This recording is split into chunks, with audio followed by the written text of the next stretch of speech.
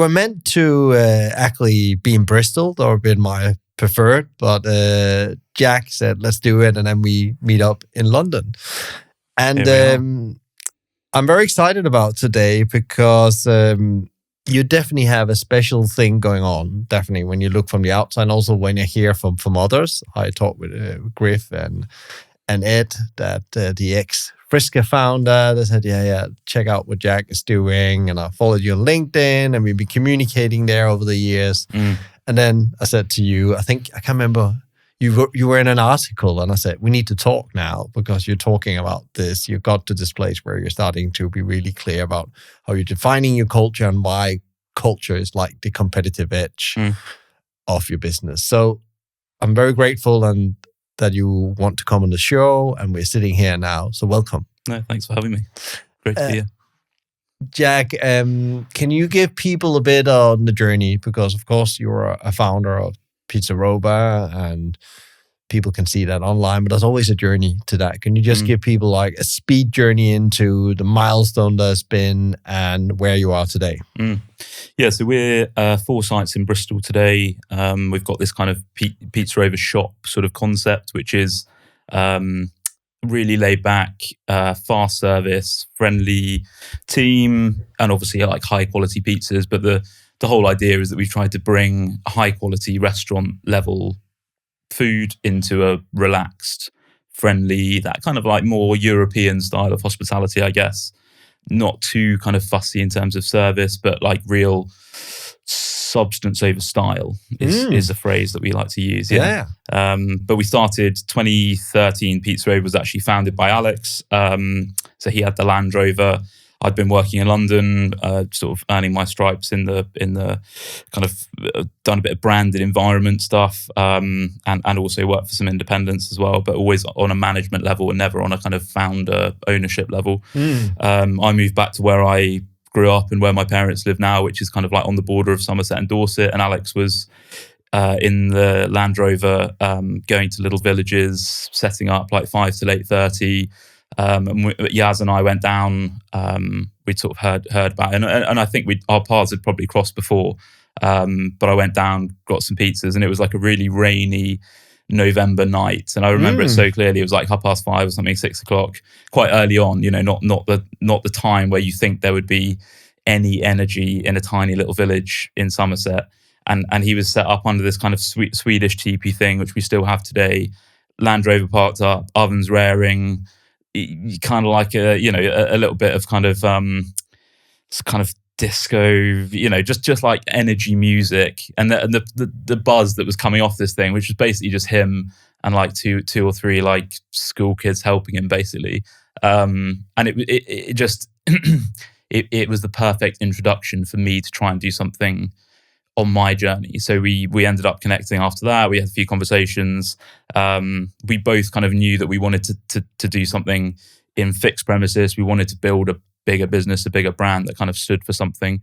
And both kind of maybe were a tiny bit disenfranchised with like hospitality in the way that it was being done. Just kind of generally like the way that the industry was kind of heading with this was like peak casual dining time, and I'd been working for a brand that was trying to do something a little bit different, but basically ended up kind of sliding back to being one of them. The cookie cutter model. Yeah, just suddenly one thing goes slightly wrong, and we're using lesser ingredients. We're cutting back on staff. We're not sticking to what we originally what everyone signed up for. So anyway, we did together a year of kind of festivals and parties and stuff on the Land Rover, going mobile. Coming to the end of 2015, we'd signed a lease on a shop in Gloucester Road in Bristol, which is like Bristol's most independent high street. Really like lovely community area, probably gentrified a little bit today, but it was just a really nice spirit to it.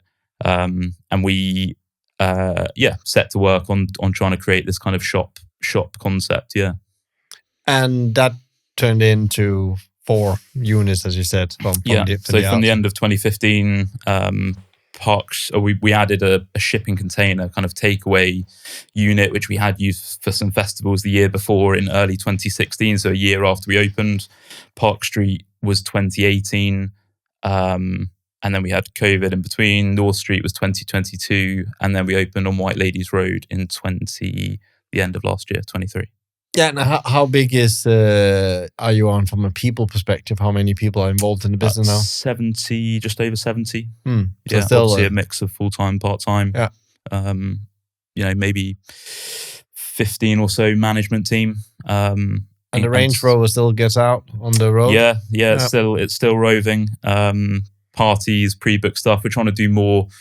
Now it's just an amazing marketing tool, really. Yeah. We opened on White Ladies Road. We did a series of pop-ups at tap rooms and just slice giveaways, sometimes randomly, sometimes a kind of Insta story on the morning to say we're going to be here. We've got 1,000 slices to give away or whatever. So yeah, it's just amazing to have it kind of out and about, and it's still the same ethos that you can. The original idea of the Pizzarova was that you can have like amazing quality pizza anywhere. We're breaking the mold of the kind of traditional catering street food thing, which was around 2011, 2012. And then obviously you had Pizza Pilgrims, you had Honest Burger, they were all trying to do that kind of high quality street food thing. But all kind of in markets and slightly more kind of fixed, still in city centres. Whereas actually we were looking at trying to take it out and sort of take it to the people. We did some really like mad events over the years, like up like mountains and stuff, like because we obviously don't need any power because the oven's wood fired, so we can literally operate with zilch, so like a cool box on the back of the landy, and obviously a Defender goes pretty much anywhere. So cool. It was good. Can you talk a bit about, because you already mentioned now you wanted to see something different happens in the industry, you wanted to create something that was better and made an impact. Can you talk a bit about like what your purpose and vision and mission is, and then as a business as you are growing now, because now you are becoming, in principle, when you get to 4, I would call it established chain. Yeah, the big C word. Yeah, absolutely. And I think maybe in Bristol that's slightly less. You want to try and distance yourself from that word, probably more so than other cities, maybe. Like judging at how the chains go down there, less so today, but definitely over the last like 10 years, it's not been the place for the London chains to go and try and open a 200-seater, cookie cutter thing, as you said. So yeah, the original kind of vision and mission of Pizzarova is to create these really buzzy, fairly small, fast service, quite uncomfortable seating, stools, but no cushions, no upholstery, everything's quite kind of hard, natural material. And the idea really is born from, we did this amazing poem with Black Sheep, who did our branding originally. And it's kind of like, we moved house with pizza. We cried with pizza. We laughed with pizza. We spent time with friends with pizza. The pizza is the constant throughout your life, and it is your friend. And we've tried to kind of build the shop concept off the back of that. That really, we've got such strong kind of eat-in, takeaway, delivery trade that actually, however you want to eat with us, we will be as flexible with you as you want to be with us. We haven't tried to define our sort of service style too much. We've sort of tried to stay flexible. It's obviously fast service anyway, so we don't have to worry about capacity and wait times too much. But yeah, trying to create this like really warm, hospitable, and pizza obviously lends itself that way anyway. To actually see 2 or 3 people sit down and share a margarita or whatever is just like a beautiful thing. It's already sliced. It's that perfect kind of socializing food.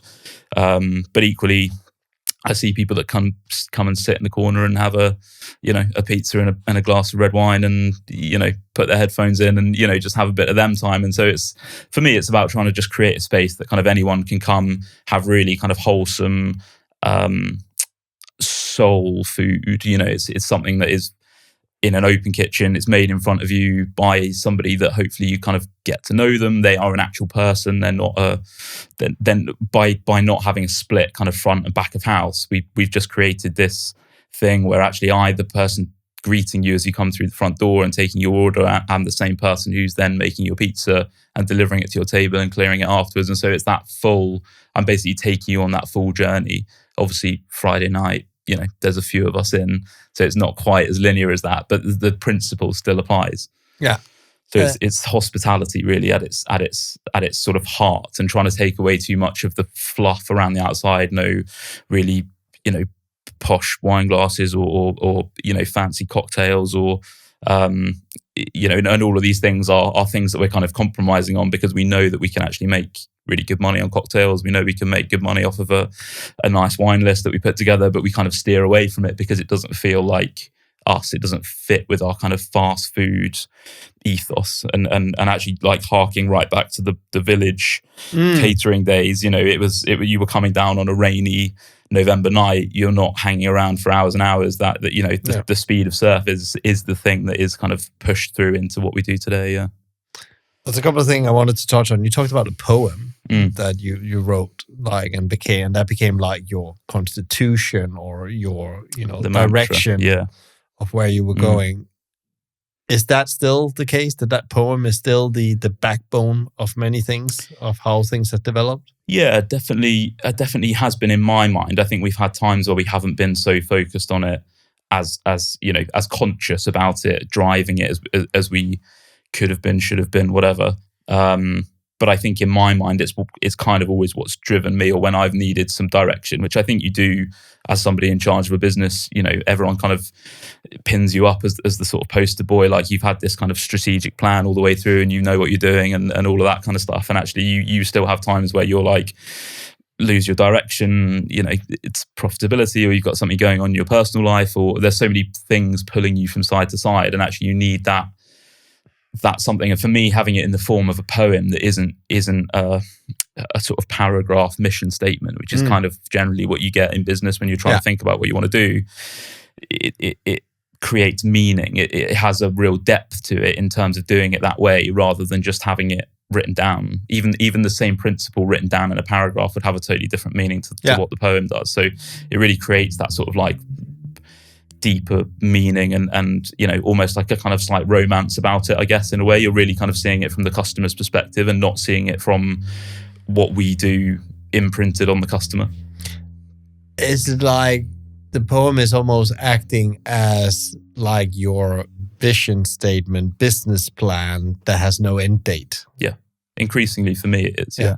I think as we get bigger, you obviously face all these challenges. There's all these things you've got to do to make sure the business runs and is profitable, and looking after your team and your culture and all that kind of stuff. But actually, this is the one thing that sort of brings you back to the table and makes you realize this is actually why we started. There's nobody giving hospitality that meaning in somebody's life. It is a real part of people's lives. We have people that come and eat with us 3, 4, 5 times a week, and it is a part of their life. We have people who have come on their first date to Pizzarova and are now married with 3 kids, and Pizzarova, and they now sit down as a family and have a Pizzarova takeaway, on a Friday night. And it's like, it comes back to the poem, it comes back to the meaning, it comes back to, when you're cleaning down at 11:30 at night, and you've got 1,000 dough trays to wash, and it gives it meaning. It makes you realize why you're doing what you're doing, and it kind of gives you that motivation to keep going, I guess.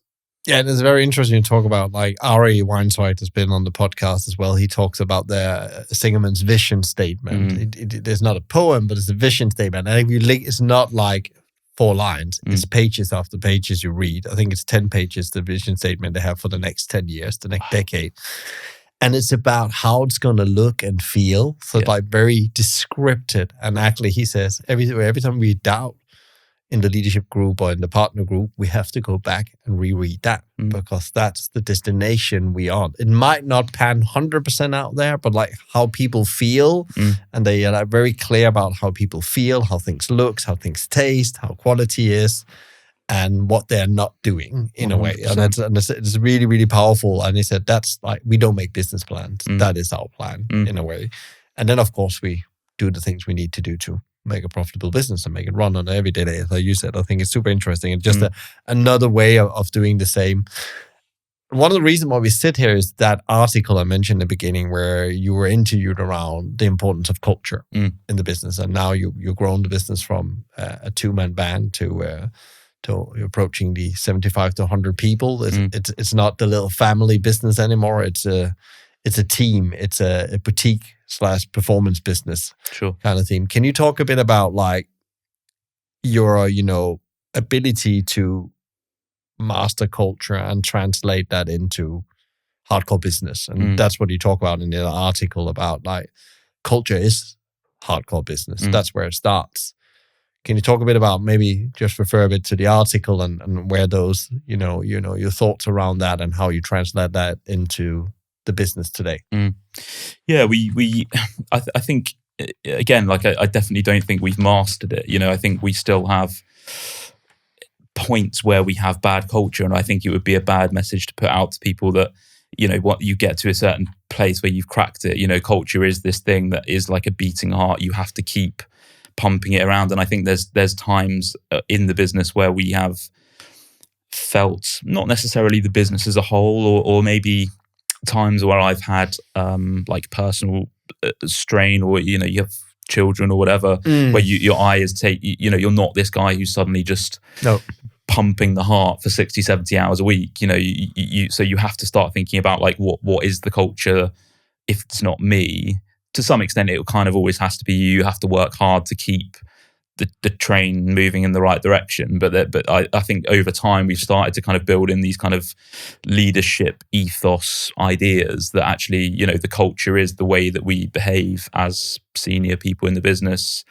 There's this kind of idea of sort of, to some extent, I suppose, like what would Jack do if he was here, but also, sort of setting, not you don't want people living their life through the vision that you want. They have to be their own person. They have to put their own print on it, and you have to trust people and give them autonomy to do what they want to do. So, yeah, for me, the idea is really sort of trying to build values in the business for everyone to understand truly, like, what is important to Pizzarova, not to me or to anybody else in charge at that moment, but like, what is Pizzarova at its heart? It kind of comes back to the poem. It's the poem is as internal facing as it is external. It's a mission statement that both customers and teams share together, which I think is also super powerful. Like, generally you wouldn't share your mission statement, or you give it to your marketing team and say, cool, how do we make this into something that looks good for the customer? Whereas actually for us, they're shared in its simplest form. They're shared on both sides, which I think is key. And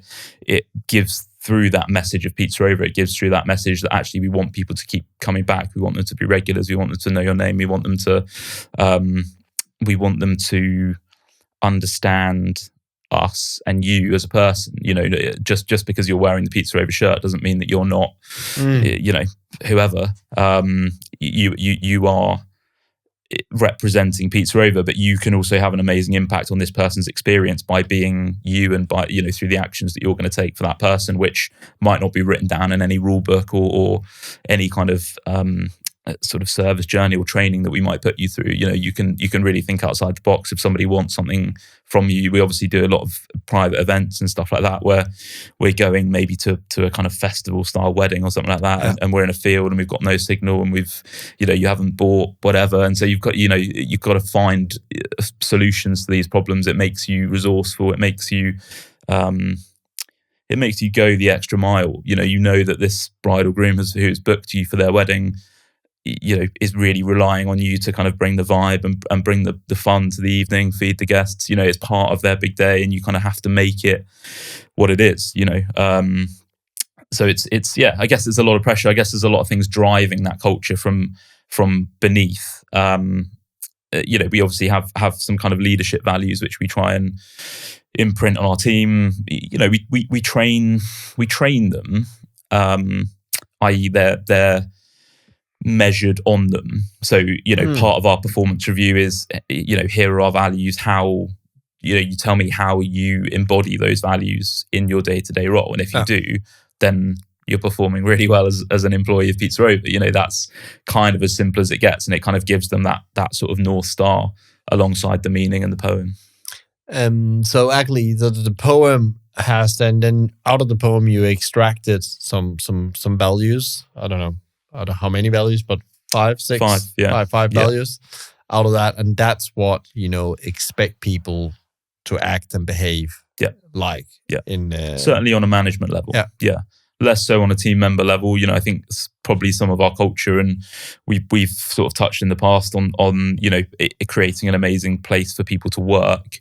That's not necessarily always in line with the way that the business operates. The profit side, the turnover and the actual nuts and bolts of running a business is not in any way really relatable to the experience that somebody has as a part-time team member working 2 or 3 shifts a week in between their uni course or whatever. So it's really difficult to kind of shoehorn that in. But obviously on a management sense, they are the link between those guys who are coming in for 2 or 3 shifts a week and, us at the kind of senior sort of support end of the business. Yeah. And how have you seen that translate into, hardcore business results? Like, be really focusing on that, trying to embed that into the management team.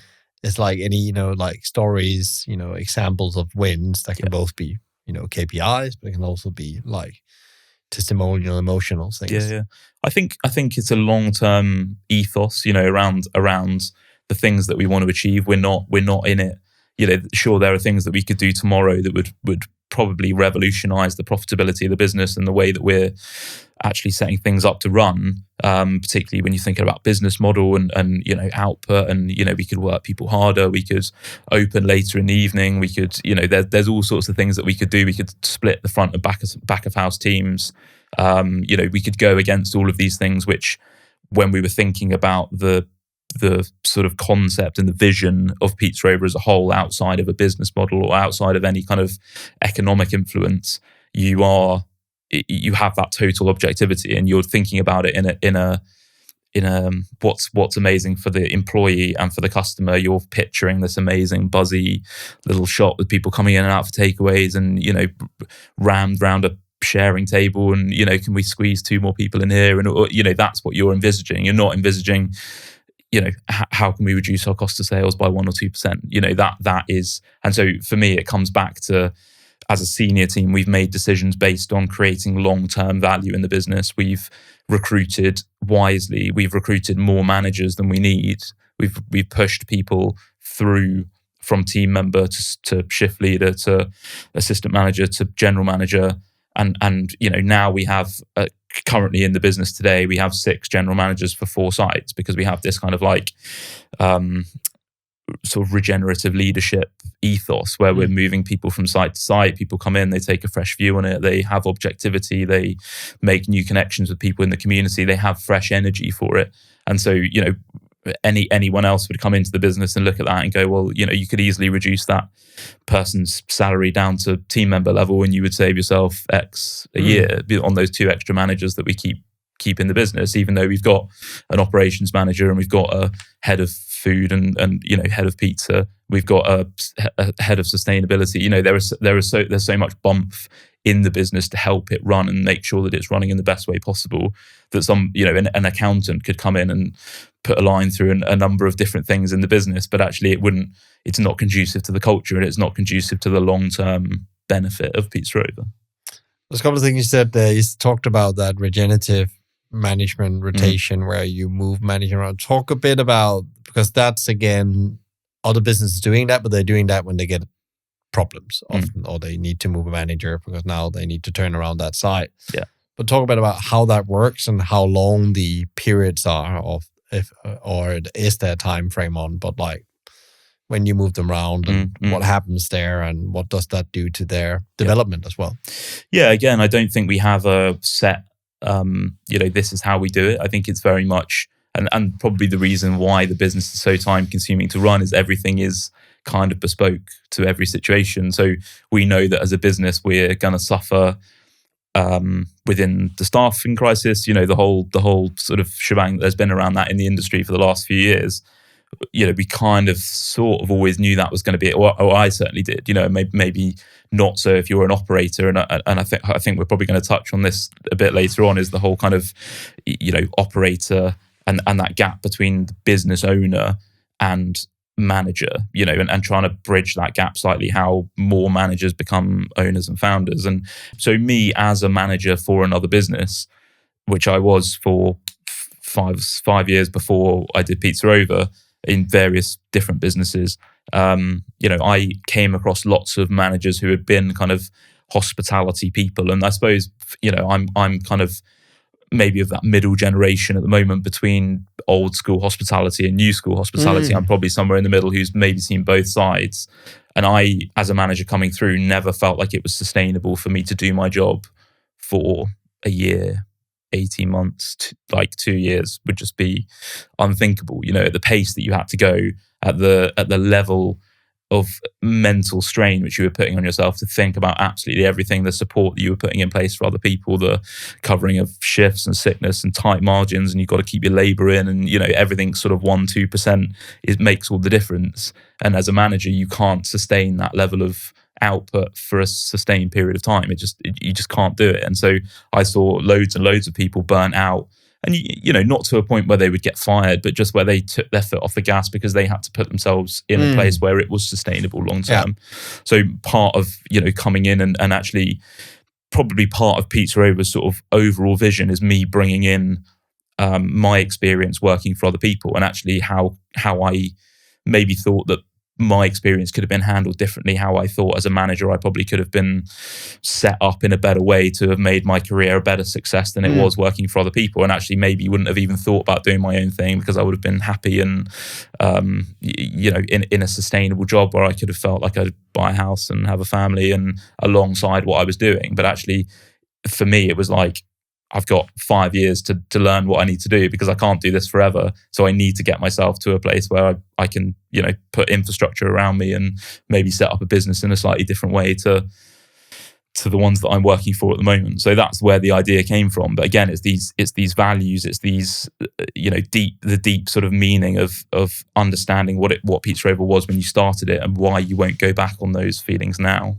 That is, I think now we've got 8 sort of solid years of building the business, if you don't include the street food bit at the beginning, of building a team of people. You know, you build integrity, you build trust, and for me that is culture. You know, it is the team understanding that you're not going to come in one day and say, right, you know, we had a shit week last week, you know, to do away with this, sort that, you know, stop buying in that, you know, if we've got none of that to sell, it doesn't matter. You know, you all of the values and all of the kind of messaging that you're giving people, you're not just suddenly going to knee jerk on and go back to the way it was. And we've had super hard times where, you know, we like everyone, yeah, it crosses your mind, you know, and actually people in the business have said to me, you know, and this is why I think we have such a good culture, because we have the freedom and the communication lines and the support in the business for somebody to come to me and say, you know, I as, you know, somebody who just works for you and is helping you to build the business and it's your vision and you're the one in charge, but I don't think we should do that. You know, I don't think we should stock this, or, you know, kind of like, you know, tiny examples like we've never stocked Coca-Cola because, you know, for all of the reasons that everyone knows, it just doesn't feel like us. You know, we're trying to build a brand that is does the right thing, has social responsibility, environmental responsibility, blah blah blah blah blah, and that doesn't, to stock a brand like that doesn't fit with our values, even though all of our customers would probably, or 85% of our customers would probably buy it. So, you know, when times are hard, you're like, cool, we need, you know, it'd be great to be selling more soft drinks, and people aren't buying one, they're just having tap water because our range of soft drinks is like premium lemonades or whatever. And so how, you know, let's just start stocking Coca-Cola, and actually somebody in the business coming and saying, actually, I don't think that works. You know, I don't think that's not the message that you've been giving for the last 5 years. And so you know, you do slip on this stuff over time, and you rely on that sort of solid, trusted team around you to be like, you know, no, like, you know, let's this is what you said to us, kind of thing. There was one thing observing as I was preparing for this, like, it was, you posted on LinkedIn, you know, values a good profit, and I always talk about good or bad profit. Talk a bit about that situation, because that was actually, you know, you had to make a choice about a supplier in a way, and you were already far down the line, and you had actually made a decision. Yeah, I'm sure most people in the business will know who they are. We spent loads of time talking to them and you know, getting good deals together and making sure that the products that we were stocking had good environmental credentials, or as good as possible. You know, we touched on the kind of environmental stuff and the delivery schedules, and we had everything set, and you know, it was going to save us, you know, I don't know, thousands of pounds over the year. And once we started ordering, the team maybe had 2 or 3 weeks of orders come through. They were all arriving kind of DPD in separate boxes, boxes inside boxes with wrapping paper, and it's just like, this is not what we signed up for. It just feels unnecessary. And actually, as a senior team or even as managers, we talk about profit. We talk about making the business first. It has to be a business that makes money if we're to do anything good outside of that. And part of that is, suppliers and getting good deals and saving money. And actually, we could have just sort of stuck to our guns and said, well, it's what the business has got to do to make sure that it makes money. And, and you've seen businesses kind of make those decisions. But actually that part-timer who does 2 or 3 shifts a week with us and actually doesn't know a huge amount about us, because I don't spend very much time with them at all. It might be a quick kind of hi and bye, or see them at a team meeting or whatever. And they don't really understand what Pizzarova is other than what other people have said to them. But probably one of the things that does get through to them is, I want the business that I work for to be, socially conscious and environmentally conscious. And this just unnecessary packaging, like, and the last mile with the DPD as well. Exactly. And it just doesn't fit. So the choice was stick with these guys and take the saving, or switch back to who we were using before, try and renegotiate prices in time. It was an easy choice. It's quite interesting. Coming back to what you said before, you have employees coming up to you and say, this doesn't really stick with our poem, our values. And what do you think that has made them, they can do that? They don't fear to do that, because there's a lot of companies where there's values, but if you, raise the voice or are concerned about something or blow the whistle, you're almost like you're extracted out of the culture. And I think many that listens and have probably tried that, where they try to put something forward. They think it's so wrong, or we shouldn't be doing this, and they put that forward to the management, and very slowly or very fast, they are on their way out of the business.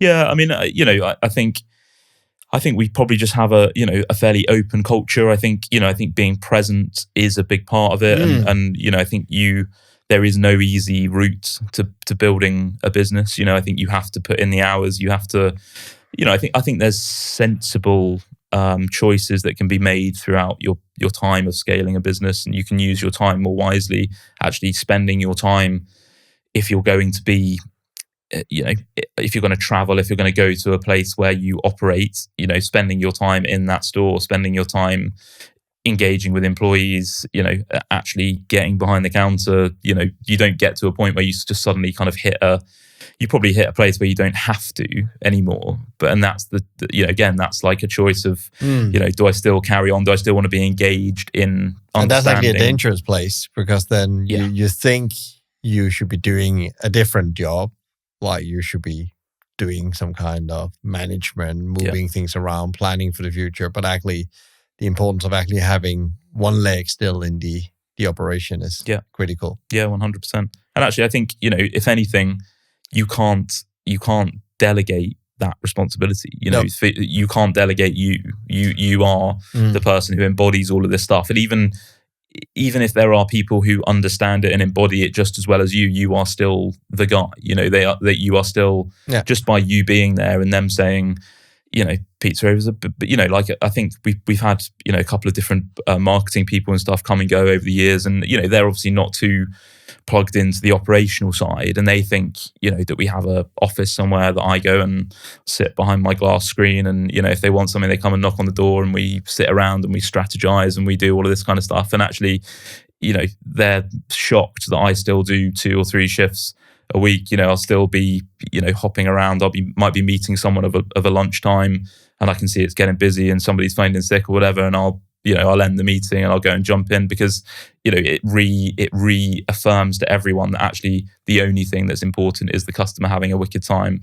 If they don't have a great time today, they don't come back, the poem doesn't exist. We've broken the system. Yeah.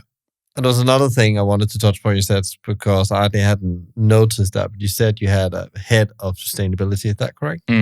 That's quite a job title to have in a small business. Why that choice? Well, he's worked for us for 4 and a bit years. he studied something similar, so he had a vested interest in it, and we spoke all the way through his study. He was obviously doing part-time with us, and he went traveling, came back, and we said in the new year, let's try and find a kind of full-time role for you. He didn't want to be just, not just, but he didn't want to go down the traditional management route. He wanted to try and do something related to his degree, and he could either do that with us or without. And so we, in the interest of trying to keep him in the business, because I trust him and because we spent 4 years working together and he embodies Pizzarova really well, he's now doubling up, and he does head of sustainability. He also looks after a lot of our training stuff, so he'll do inductions with people. But again, it's coming back to the values. It's something that is important both to me and everyone that works for us, I think. And in looking into the future and looking at trying to attract team members to come and work with you, even at like really, really basic team member level, which is important, because people generally are best when they spend an extended period of time with us. We can employ somebody at shift leader level and they can come in and they can learn everything really quickly, but it never quite has the same effect as coming in right at the bottom, working with us while you're in uni, and then going full time and doing and so actually before you know it, you've done a 3 or 4 year stint. And all of the different changes that you've seen Pizzarova make throughout that time really gives you like a true sound understanding of what we're about. That then rubs off onto the new people, and suddenly that you've kind of started that circle of culture. But yeah, we effectively create. He still does a lot of shift time. He still works to take the pressure off the head office and the overheads. He still works in the stores. He still is present, but when he's there, he is looking at the sustainability, and we sat down at the start of the year and looked to kind of put together a strategy. We talked about, we looked at other people's strategy for net zero in 2 years, which obviously we'd love to get to, but actually we're so far away from that because we've kind of always made the right environmental choices, or we're being as environmental as we can be on the surface level. But actually the first thing for him to do was start to dig into, okay, which suppliers are we using? Which products are we using? What are the credentials on those? Which energy suppliers are we using? Who's driving around? Look at the functional things in the business, our waste collection, waste separation, all of that kind of stuff. Actual things that we are doing, not a really lovely PowerPoint that we're going to put out to people to say, well, look, we are going to do this, we're going to do that, and we're thinking about doing this as well. But doing the work, actually just doing it, like the time that it's going to take us to put that together and actually get it out there, and actually really it's a marketing tool more than it is actually being used in the business. He is actually there repping every single day, talking to people about sustainability, hopping around the stores, doing a shift. Obviously repping quality pizzas, repping service, repping all of the things that we want to be doing as a business. But also his added benefit is, talking about sustainability to our employees. Actually, a lot of them probably have better ideas than we do as to how we could be more sustainable. Have we thought about this? This other business that I saw on Insta's doing this, have we thought about doing, actually just using this like pot of gold really, which kind of sits generally at the bottom of your business, which are all your kind of general employees who you employ to do a job. They come in, they get paid, they go home again. They actually hold so much value, I think, and the more that we can get out of them to help us to strategize in the future is, a good idea in my view. Do you have like a specific people strategy you have developed? You said you're here in the sustainability bit, you said that, but do you have like a plan for how you actually develop your organization as you grow? And that's what I mean with the people strategy. Often you put a people strategy in to deliver the operational outcomes. And often there's something that it becomes more like a plan. We need to recruit so many people. But what I'm talking about, like the initiative that really going to keep driving the poem, if we call it that, the culture. Yeah, absolutely. Yeah, I mean, definitely on a recruitment sense, and obviously training kind of slots into that. So we put pressure on ourselves by over recruiting, essentially. If we're lucky enough now to have people emailing into us saying, hey, I've followed you for a while, I'm currently, working in a office environment or whatever, and I'm not enjoying it, and I want that human connection back in my life. And, like the sort of still the overhang from COVID in a sense, and they'll email in and we don't ask for CVs. We want to know about them as a person, what they're doing, what's their drive for actually coming and working for us. And if we can work that out, then generally that kind of leads to something good. We can teach them about, what we do, but the kind of underlying passion and the underlying drive is there for them to succeed. And generally that sort of works out okay. But we put pressure on ourselves by taking those people on. We don't have recruitment windows. We're not recruiting at this certain time of year for this role. We are just always recruiting, and if we've got good people applying, then we will get them in and we'll start training them, and we'll explain to them that actually we haven't got the space necessarily for them to be a manager straight from the off, but actually it gives them a really great opportunity. And again, it might come at a sacrifice to the business, because we might have to pay them a salary which is maybe too high for a team member level. They're effectively being paid at manager level to be a team member, but they're learning, they're developing, they can step up, and there will come times where there'll be a stress on the business. We might open a shop at short notice, or there might be an opportunity to grow further down the line, and suddenly outside of what we thought the original plan would be, they have an opportunity to step up and to take some responsibility, and that might come sooner than they thought it was going to, and so kind of throws that original plan off kilter slightly. But for me, and then sort of every other part of the people plan kind of slots into that.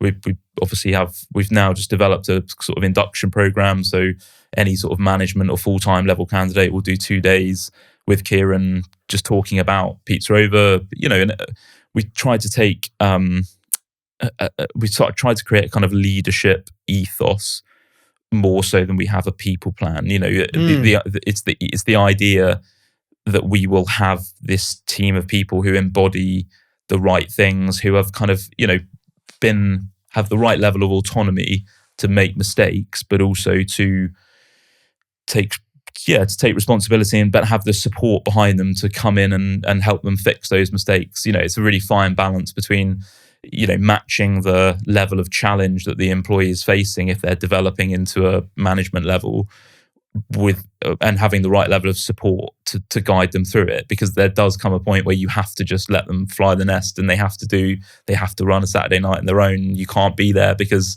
just naturally everyone looks to you. So but you can have dialogue with them. You can go through that sort of development process together and get them to a point where they feel confident enough to take the reins and to just go for it. And actually there might be fallout from it. We might have we've pissed off loads of customers over the years.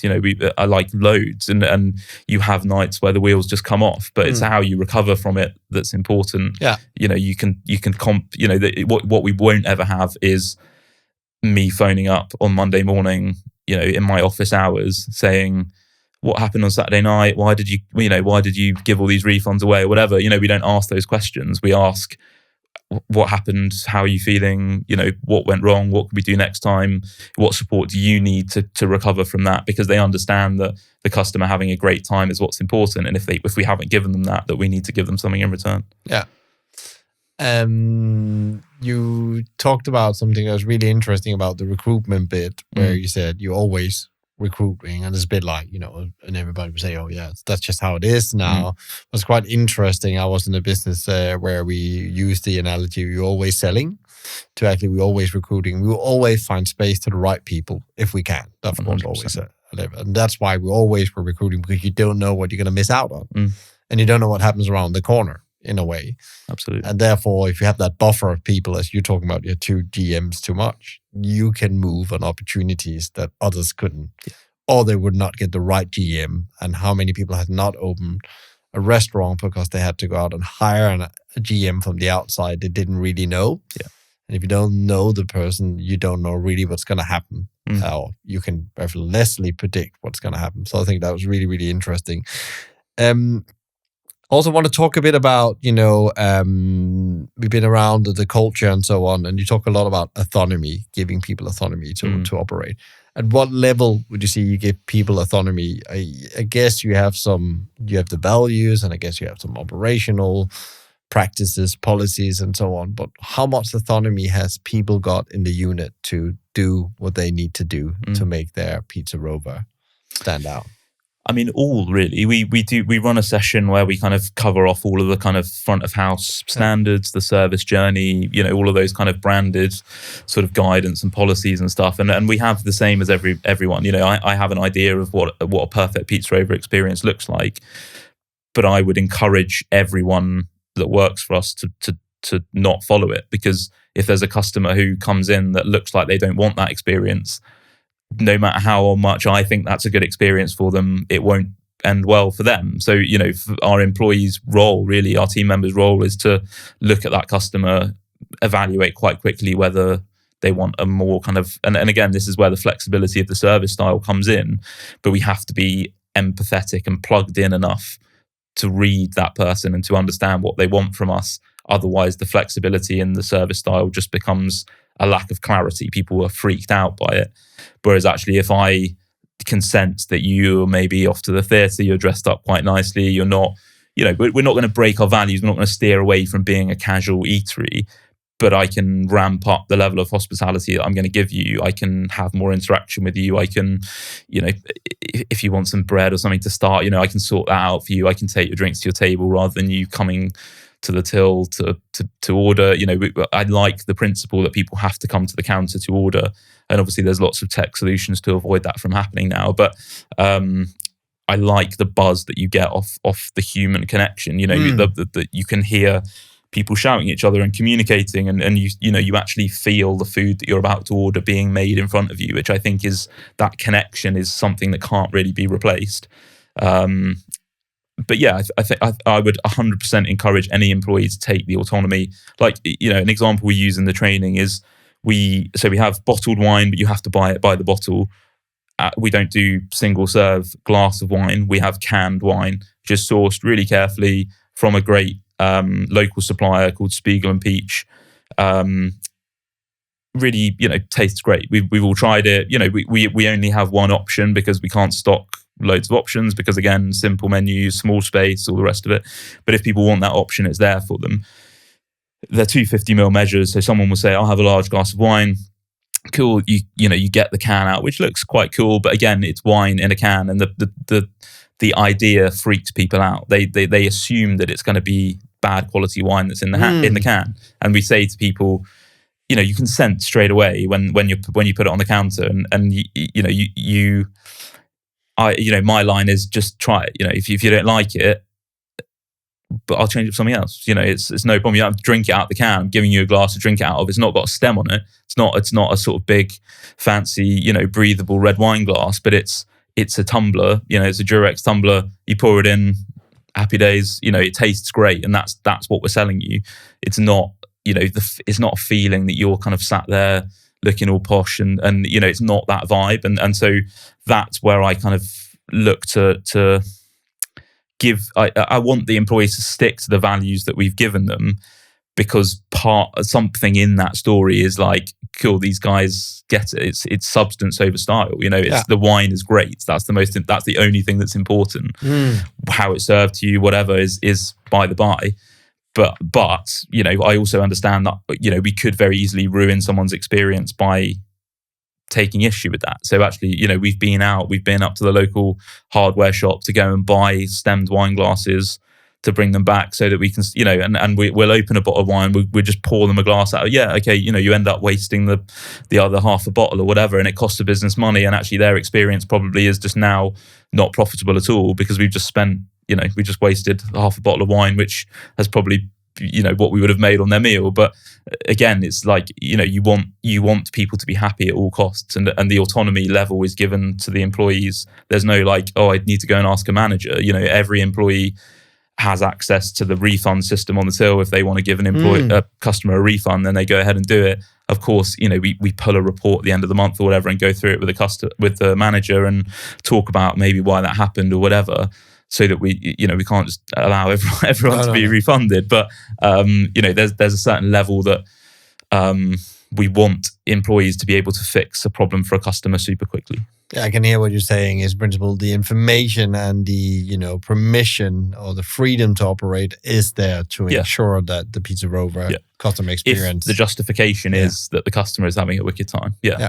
If it's any other justification, then that kind of goes against the values that we set out. Do you see what I mean? So that for them, it's like a moral sort of, it's a level of expectation that drives their behavior. It's not a set of rules that we're saying you can and can't do this. We're looking at it the other way around and saying, this is what we expect as a business who pays your wages and looks after you and creates an environment for you to flourish. And this is what the customer expects from us as a business and the experience that you're delivering to them. And that drives them. That gives them a sort of perfect decision-making model in a way. As all good conversations, we're tapping to the end, but I wanted to make sure I ask a couple of things. One of the things we talked about before, Jack, is that business ownership mindset kind of thing, and something that you really talk about. How can we actually create business people instead of employees? Can you talk a bit about that? And we're talking like on an industry level, but also as an individual business. Can you talk a little bit about that as one of the last things? On a Pizzarova perspective, I think the autonomy is a great in to that. You as a business owner, you have total autonomy. You make bad decisions. You have to work out what they are for yourself. You don't have you don't have somebody above you saying yes or no. You don't have a rule book to refer to say whether that was a good decision or a bad one. So the autonomy kind of teaches that ethos in a way. But in an industry level, for me, that's like the one thing that I would like to sort of drive more towards. I'm passionate about hospitality. I'm passionate about creating spaces where people could come and have human connection with each other. I think now more than ever, that's important, and we need people coming through. It feels like there's maybe a bigger divide than there maybe has been in the past because of funding issues and just the level of capital that you need to get into the business in the first place. And actually the amount of people that are now making it from street food probably to bricks and mortar is actually declining probably more than it ever has. The opposite to what it was 10 years ago. And if we can find a way to push people who are maybe managers or running venues at the moment and give them a little bit more autonomy to make decisions on that business's behalf and learn from that and make mistakes and give them a level of support which they can learn from that, it's going to make them better business people. But I think we need to create part of my kind of idea moving forward is to create maybe a kind of like consultancy sort of program where actually you can work with somebody who wants to start their own business in hospitality. I work with a lot of people who want to start businesses at Bristol University and stuff like that, and there's some amazing business ideas, but people are not mad about starting businesses in hospitality because of all the issues that we're facing. And to be honest, there's a bit of negativity from within the industry that people are not enjoying that way of operating. So for me, I think we need to work hard over the next few years as the sort of next stage of operators coming through, the small SME style businesses that are in hospitality that are coming through now and are looking to grow. We need to start giving back and looking at how we can start bringing people through. And there's obviously funding issues to overcome, and I don't quite know how we do those, but I'd like to start sort of trying to tackle that as a concept. And it's super interesting because we're talking about impact. You were talking about how can we get the next generation ready, and that's principle, not something that will dribble down on your bottom line straight away, but hopefully in the future. Super interesting. What about you? What has been as a business owner, the biggest learning the last couple of years? Would like to hear that just shortly here. I think I've got 2 kids now, 2.5-year-old and a 10-week-old. So that really has made me learn quite quickly, that you kind of got to prioritize in life. And actually, I think probably has created better opportunities for the people in our team. I think our business has become better and probably more valuable because I've started to step back. I've started to look at what's important in life. So certainly for me over the last 2 years, that's kind of been my big learning, is where I can use my time most effectively to help the business improve. That is my goal when I get out of bed in the morning. I'm not an admin person. I don't have a list of things to do per se. There's things that can't happen without me having some part in them, and I need to keep the whole system flowing. But I have to make sure that those things are things that are going to keep the business going and improving and growing and selling and actually pushing forward. So for me, I've sort of realigned my sort of time and priorities, I guess, based on having a family and based on the other things that I want to do in life and some of the more kind of long-term stuff. And that in turn has actually probably made our business better and created better opportunities for other people. So I think in a weird sort of way, it's been a good learning. Maybe not like a really long-term calculated strategy, but one that I'm grateful that I kind of have been pushed into doing. It's like that journey where you actually you don't only have to know the Pareto example, the 20% that give 80%, you actually need to live it. And that's where you really learn to focus on the 20% that gives 80%. And it's a constant journey. I'm on it myself. I'm not saying it's not easy. Is there any question you wished I've asked you? And what question would that be? And what would you answer?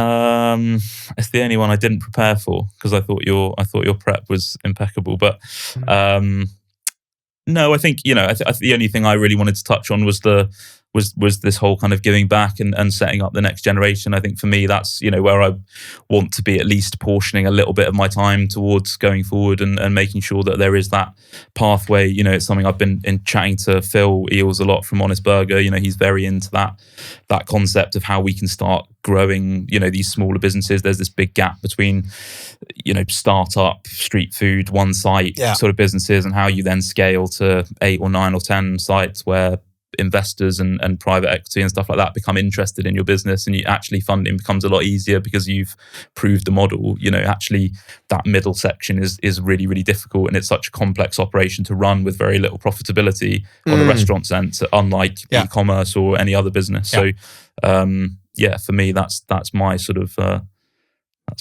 I love that, because you just come back actually and clarifying that that space, and I totally agree with you. That's where there's most failures as well. But there's actually people that could help them. Yeah, if the right unnecessary environment. failures. Yeah, unnecessary failures. Really great projects, and so I've seen a lot of them myself, and then the help comes in too late.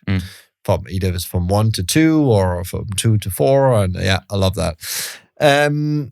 Where can people connect with you and learn more about what you do, and if they want to ask you questions, what is the best place to go online? Yeah, obviously I'm on LinkedIn. My email address, my number's on there. Fill your boots. That's me. Great. Thank you so much for coming, Jack. No problem. Really appreciate the conversation. Yeah, good to chat.